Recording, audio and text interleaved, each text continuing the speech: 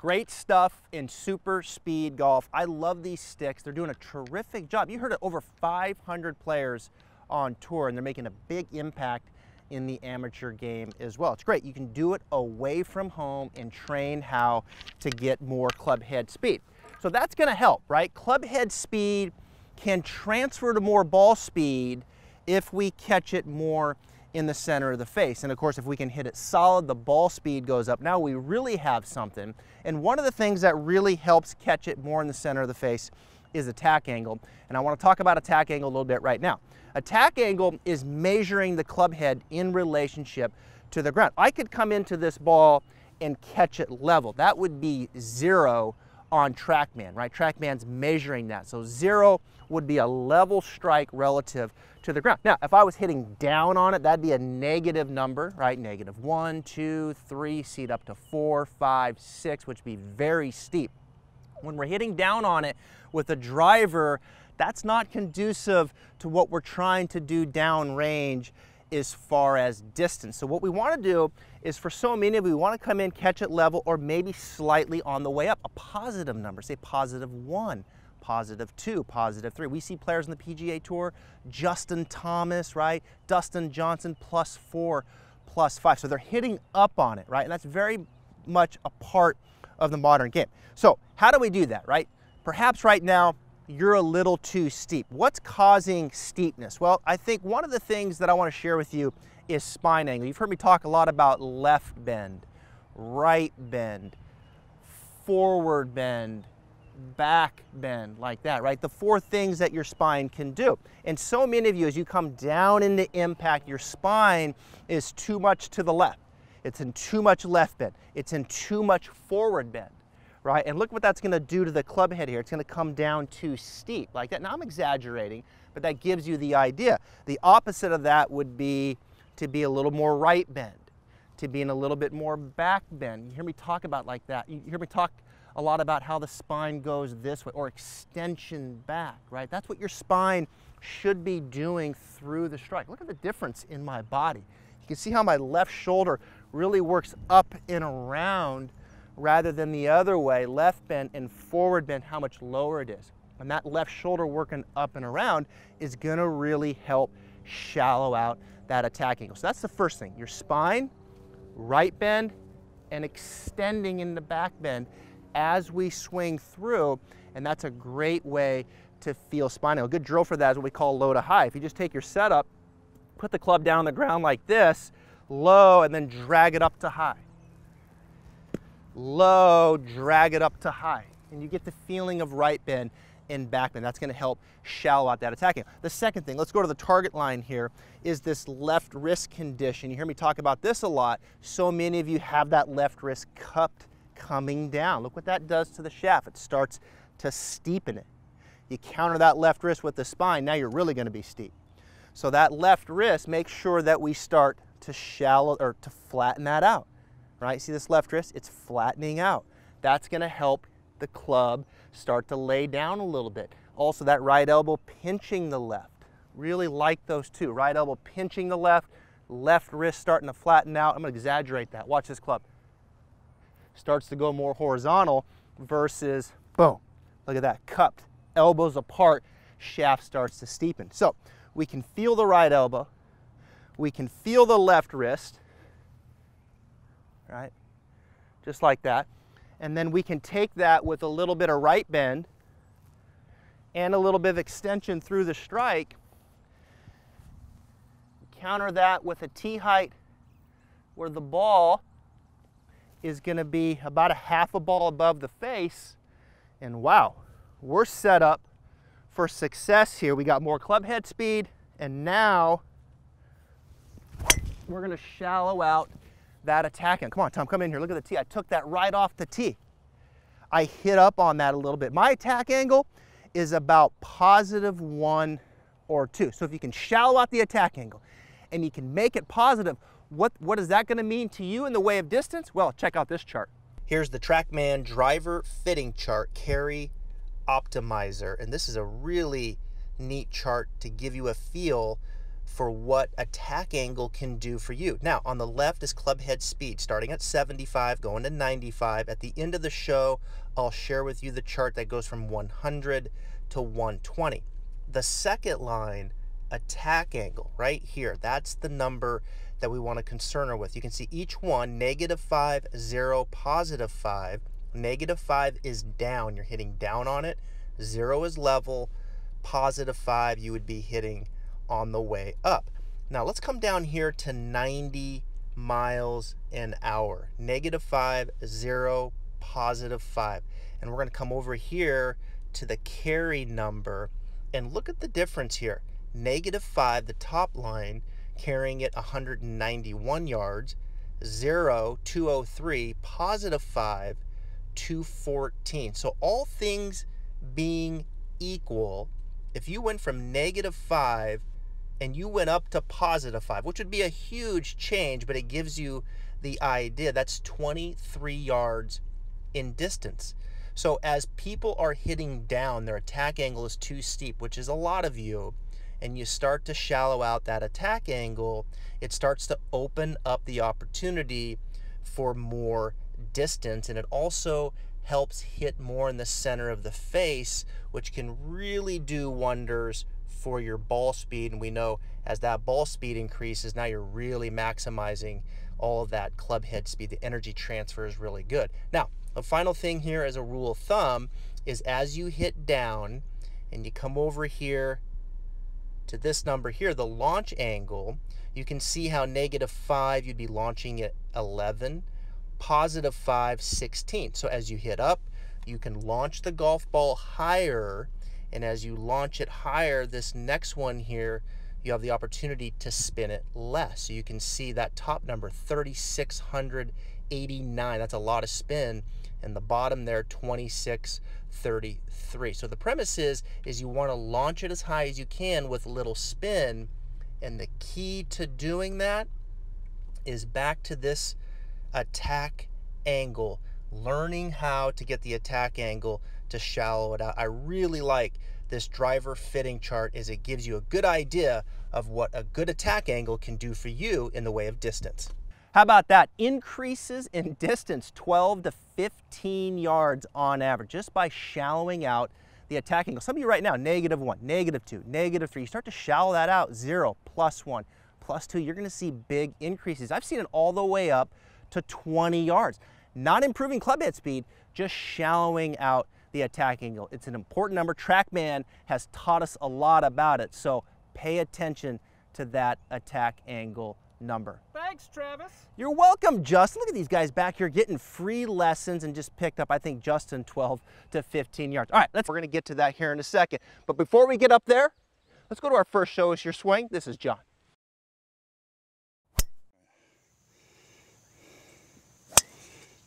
Hey, John, Travis, I recognize that driver, the winner there a few months back. Good stuff. Hey, first thing, that grip looks like it has a little bit of an opportunity to get better. I'm going to show you a couple things to check in the grip first, and that'll be after this analysis here. I'll show you a couple things. And then from there, as we go to the top, how about we try to lengthen out just a little bit. I'm going to show you something here at the top where we're going to get your hands kind of say up here by your right shoulder, and then I'm going to show you some wrist angles that I want you to try to do at the top. We're going to try to get the grip really good and then get the wrist angles good at the top. And the wrist angles will be kind of a flat left wrist, bent right wrist, where the shaft will feel like it's kind of laying down more behind you. I think the shaft gets a little bit kind of vertical here, and then in transition it wants to steepen a little more. See that there? You can see that club wants to kind of get a little bit more this way. And what we want to feel is that shaft going to be a little bit more this way. It's going to be a little bit more in a laid off kind of feel. So once we get the grip right and we get those wrist angles right, I think it'll improve your probability of squaring up the face at impact as you turn through, which you do a good job of. You can see your weight goes left and then you turn through. So lots of good things are coming through. I think we just got to get the grip and the wrist angles really, really good. And then I'd love to kind of have you work on that and see if we can get you hitting this new Callaway Rogue driver long and straight. Here it comes, buddy. All right, John, good stuff. Hey, I love that driver. I think you won that, right? From one of the drawings on Travis Fulton Instagram. Congratulations. Now, a couple things to help you with that. The first is the grip, all right? When you grip it with your lead hand, get in here, Tom, show them this here. Make sure this thumb, a little right of center, okay? And then make that thumb short, okay? Nice and compact, just like that.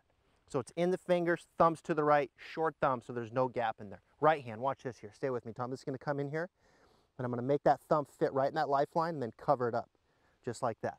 Okay, that's what I want you to do with the grip. Now, from there, go ahead and pan out. We're gonna go to the target line. So I've got a good grip. From there, we're gonna get some wrist angles. So when we go back, what I want you to do, I want you to turn, try to get your hands kind of up to your shoulder here with the lead arm back here. Okay, get some depth and then some height above your shoulder, if you can. All right, shoulder turn, hip turn, left arm works around, hands just above the right shoulder here, okay? Now, when you hinge your wrist, your right wrist bent, left wrist flat. Let's go back to you, Tom, real quick. Come in here, let's show them this here. Right wrist bent, left wrist flat. You could just do that right here, boom, just like that. We want those wrist angles up here, okay? So we got a good grip, we got good wrist angles. I think you're ready to hit good shots with this driver. Here we go. Take your time with the grip. Left hand first, then right hand. Kind of get that destination up here. Left arm works around, hands are up above the shoulder, right wrist bent, left wrist flat. And then just give me that nice, same finish. Justin, this is my mulligan here on 14. I'll allow it. Oh yeah, that's better. That's the one we want right there. Down the middle, if I could just get a mulligan on every single shot, John, that's what we're gonna do to hit our driver better. So work on that, okay, with that new driver. All right, Lisa, I thought, I could just sit here and talk about the swing, or I could give you something that's gonna really lower your scores, and we're gonna talk about the putter. So here's what I want you to consider, and here's what everyone at home, I want you to consider about the putter. When we set up to a putter, the first thing that I want you to do is I want you to get your forearms to match up to the putter shaft. Now, if I just put this club right in front of me, see how my right forearm is on the same plane as that putter shaft, right? My right forearm's not too high. Okay, I'm gonna line it up just like that. I see a lot of you get too much this way. And when you get that way, the putter head wants to go to the outside, okay? So get in here like this. Tom, get in here a minute. I'm gonna show them the grip here because that really helps. This left hand, we're gonna run it kind of up into the pad here. It's not in the fingers like the full swing, but here. This right hand, watch this. I'm gonna slide it under and I'm gonna put that lifeline right on that knuckle. Don't get up here. Get to the side, just like that. Thumbs share the grip. Now I'm gonna bring it back up here to the target line and look at those forearms. They match up. Bend the elbows, kind of roll them in towards the rib cage, just like that. That's number one. Okay, this helps so many of you at home where the putter head now can work on its natural arc. The second thing is when you aim the putter face and you get your distance from the ball, I want you to try to find the right distance where you can get right in the center of the feet. Okay, if I stand too close and I try to keep my eyes over it or just inside of the ball, where's my weight? It's back on the heels. If I was too far away, now I'm trying to get my eyes over it, now I'm over my toes. Okay, so there's that perfect happy medium where I can get my eyes relatively over it and I feel like my weight is right on the balls of the feet. Those two things, forearms in line, finding the right distance from the ball so my eyes are relatively over it with the weight right on the balls of your feet, and that's where the putter should be.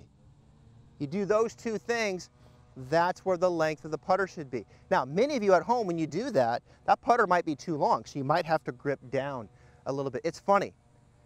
Forearms on the same plane as the putter shaft, get the right distance from the ball, really encourages and incentivizes you to move the putter head on its natural arc. Now, a few more things. Number one, ball position, just slightly forward. Number two, maybe put a little weight left, just a little.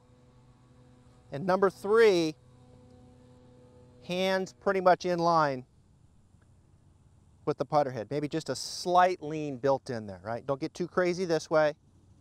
Don't get crazy this way. Just let it sit flat, and you can see just a nice natural lean in the putter shaft. I like that setup. From there, be instinctive. Use your shoulders back and through. And I bet you that putter head is going to move on its natural arc. Here we go. Let's bring it all together. Forearms in line. I'm going to aim the putter face. I'm going to get the right distance from the ball.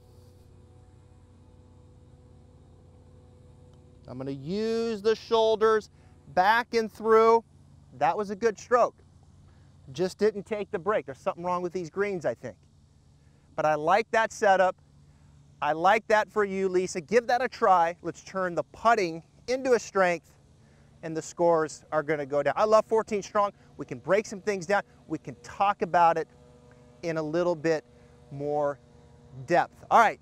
Thank you so much for episode 21 of the Stripe Show, the celebrity edition. I can't thank all of the celebrities enough for participating. I hope the information that we've given you is going to get you moving on the right track, get you just a little bit better so you can enjoy the game of golf a little bit more. Now, we finish every week on the Stripe Show with a 60-second swing fix, and this week I thought, you know what, let's go back to the vault. Let's go into the vault. A previous episode, we've done a lot of good 60-second swing fix, and this was one that was one of the most popular. I want you to enjoy this. Thank you for watching, and we'll see you next week on the Stripe Show. All right, 60-second swing fix for you junior golfers. Impact versus setup. Watch this. Setup, impact. Setup, impact. See the difference? Weight's on the lead foot. I'm turning, but look at my spine, still behind it. All right, club shaft forward. Setup, impact. I love the ability to toggle back and forth. Here we go. Setup, impact, and then we just go right through it. Great drill for you to feel the difference between setup and impact and really improve that ball striking. Hey, I gotta go. My ride's here. Thanks for watching the Stripe Show. We'll see you next week.